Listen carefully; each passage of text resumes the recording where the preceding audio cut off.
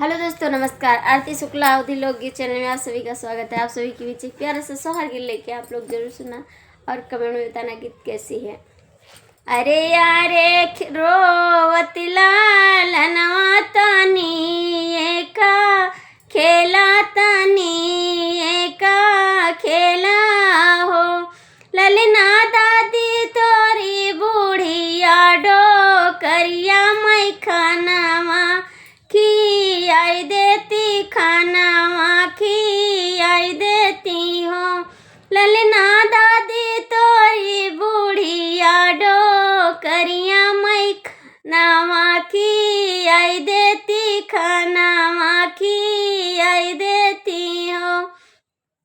अरे अरे खेलती लालनवा तनी एका सोवा तनी एका सोवा हो ललना बाबा तोरे खेता मा पिया समय पानिया पियाई देती पानिया पियाई औती हो ललना बाबा तोरे खेता मा पिया समय पानिया पियौती मैं पानी या पियौती हो।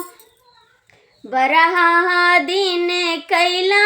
लनवा घरा मैया छोड़ई घरा मैया छोड़ई हो बौहरनी कर पारी खेतवा के वरवा पाना घट जाई पहुँचई पाना घट जाई पहुँचाई हो सखिया पूछै लागी लाल कहिया वलिया लालन कैसे छोड़िया लालन कैसे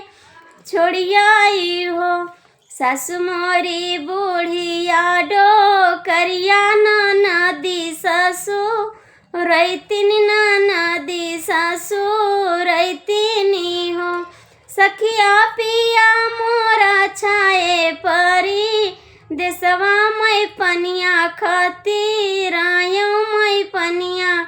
खातिर आयाऊँ हो सखिया ससुरो मोरा खेता मा पिया समय पानी